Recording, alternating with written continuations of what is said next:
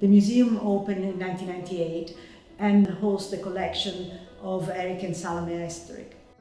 The main part of the collection is the nucleus of futurist works, which holds pictures from Boccioni to Sironi, Morandi, De Chirico, Modigliani. And from time to time we bring new artists or artists that are not well known to the British public.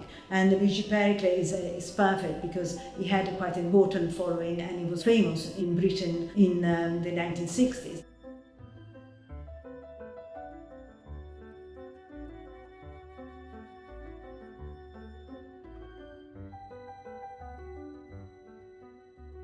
Luigi Pericle first visited London in 1954. The first visit was almost certainly to do with his contacts with Punch and his work as a cartoonist. The second visit was off the back of the friendship, the partnership he had developed with a young man, Martin Summers, who had got to know him in Ascona in 1961 in the summer. And Pericle came over in preparation for his first exhibition at Arthur Tooth & Sons, the gallery that would show him several times in the early 1960s. The exhibition that Hans Hess organised in 1965 travelled to 6 galleries across the UK. Herbert Reed came across Pericle after the first exhibition. Reed was in Eranos, which is Eranos Foundation, for a conference of alternative thought. Reed went to visit Pericle in his studio in Ascona.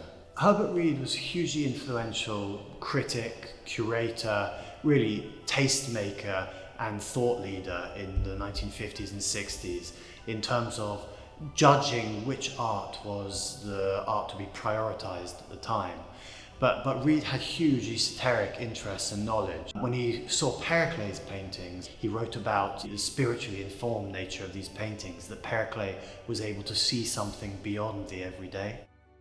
Pericle was compared and contrasted to some of the greatest painters of his time. He was shown alongside Picasso, Frank Stella, Asger Jorn. So it's very much the case that people were trying to think of him alongside these great names. Luigi Pericle is an artist who belongs to a large family of spiritual artists. Posthumousness is when an artist would have the talent, would have the ability to achieve success, fame, recognition, but somehow doesn't want to have that. At some point, Pericle was having quite a lot of success, so he was exhibiting in important galleries. So at some point he said, I don't want to be part of this art system, of this art world.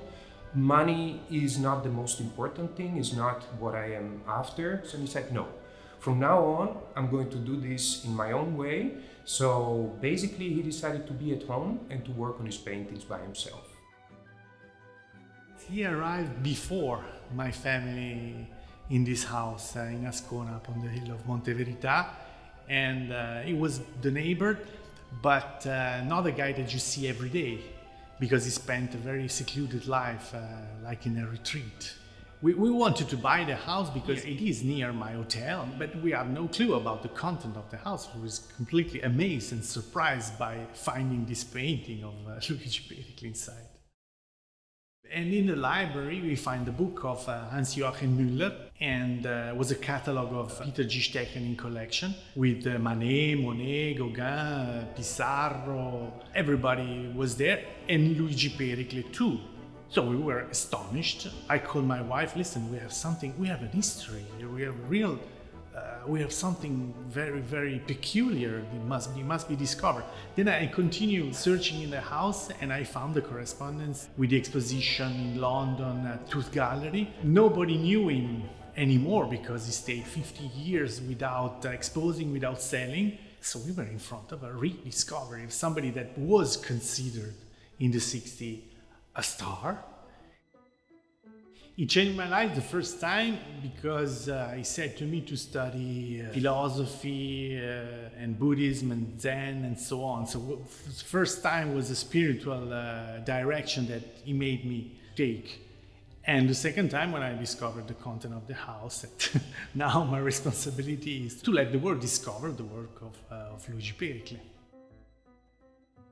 You can watch the painting on the internet, on a catalog, of course, but it's not the same. When you're there in person, you really feel, you really have the experience.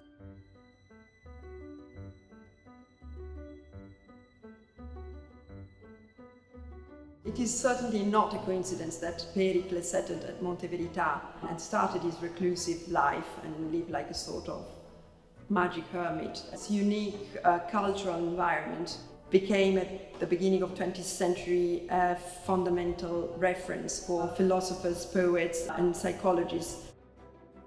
In the case of Luigi Pericle, we can use the term alchemist in the modern sense of the word by looking at the unique way he could combine his attitude towards life and his work. On one hand, I'm highly interested in Pericle as a scholar. I'm fascinated by his books, by the way he was cultivating his discipline, by learning ancient languages, by organizing and arranging his notebooks.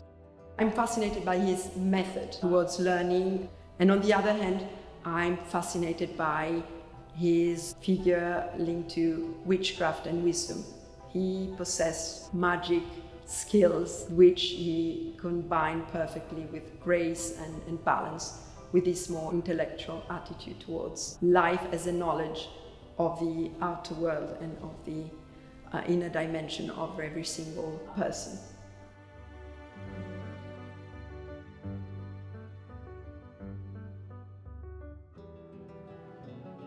Seems to be trying to create a mystery in his pictures, so you don't see anything clearly.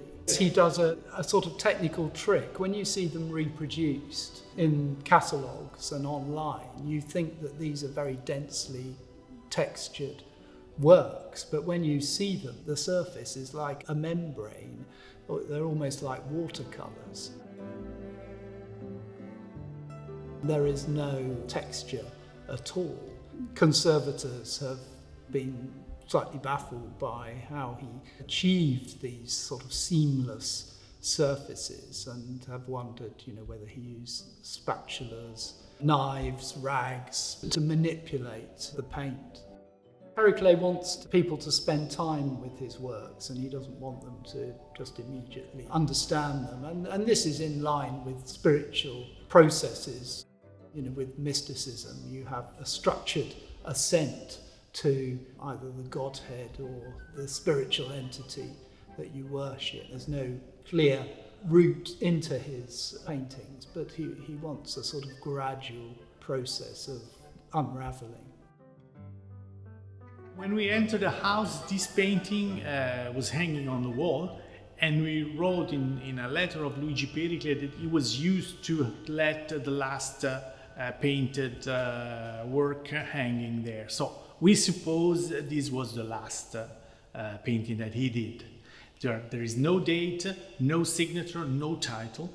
In the end of his period, he was really transposing his spiritual energy like a medium to the artwork. That's why there is no signature and nothing. And of course, this blinding, icy, unusual landscape with the introduction of geometrical forms gives a totally different impression. It's very unusual. Kandinsky, on the spiritual in art, described the color white as, "It is not a dead silence, but one full of possibilities. It is the nothingness that exists before the beginning and before birth." Perhaps the earth sounded like this in the white period of Ice Age. In his conception of art is sacred, and Luigi Pericle is like a monk, transferring spiritual energy to his painting.